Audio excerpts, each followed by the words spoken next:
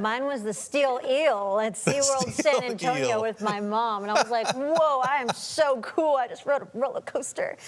That's a big one. That is a big one. That is, yeah.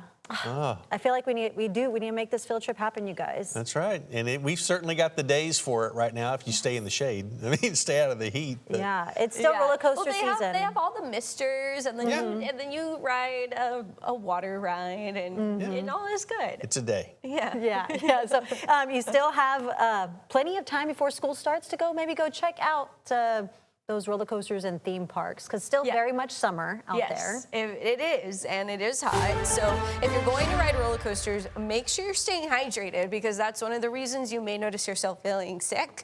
Am I speaking from experience?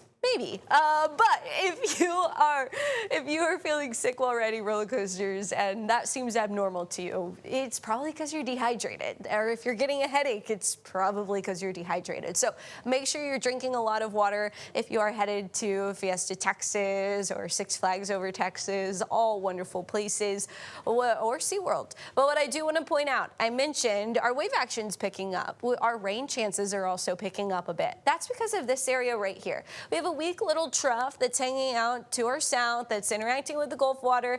National Hurricane Center not monitoring it. I'm not worried about it, but it is going to give us a boost in our rain chances and help boost our wave action a little bit. So you're going to notice this system slowly pushing to the north as this high pressure kind of skirts a little bit more to our west.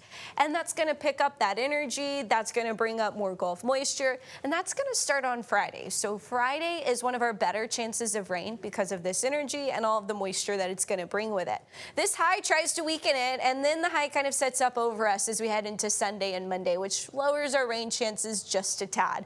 But then this high is going to weaken as this high strengthens, and that could allow us to keep some rain chances here or there into next week, because we'll be on the southern edge of that stronger high. But here's the rain, or the moisture first, not the rain yet, but the moisture that moves into Friday. This is going to give those pop-up storms that we have been dealing with even a little bit more oomph, which means they're going to produce some heavy downpours as we have more tropical moisture in place. And additionally, we may have a little bit more coverage, so more of us may see a little bit of that rain on your Friday and Saturday. Something else we're tracking, though, in the tropics is that Saharan dust. We have some in place now, and even into Friday, we see a little bit less over the weekend, but our second plume arrives. That plume of Saharan dust is expected to move in by Monday, and we'll have some thicker dust in our atmosphere, turning our skies a lot more hazy, but a little bit more orange, especially at sunrise and sunset. So you're going to notice that through Wednesday, possibly even longer. This is a layer of dust that will cause some of those allergy-like symptoms. Could be headaches, could be itchy eyes, could be a cough or a sneeze. So keep that in mind. Now, no new tropical activity is expected over the next 7 days. That's the benefit of Saharan dust. It keeps the tropics pretty chill, not active, because what it's doing is it's a lot of dry air that's interacting with the tropics, and hurricanes, they do not like dry air. So we're good to go there. Now for us, our air is going to stay relatively humid, not over the top humid, but we are 70 to 75 for our dew point. We'll see lots of sunshine into tomorrow, but clouds building into the afternoon. A pop-up thunderstorm is possible. Your high around 92 degrees. Here are your headlines. What you need to know, those pop-up storms are going to continue.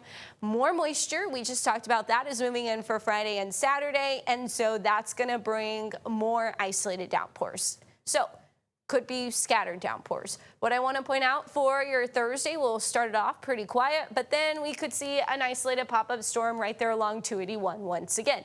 As we head into Friday, pretty quiet, and then we see even more pop-up storms, mostly into the brush country, but a few could sneak closer to the coast as well. And your 7-day forecast, 91. So if we do see some rain in Corpus Christi, we'll drop that temperature.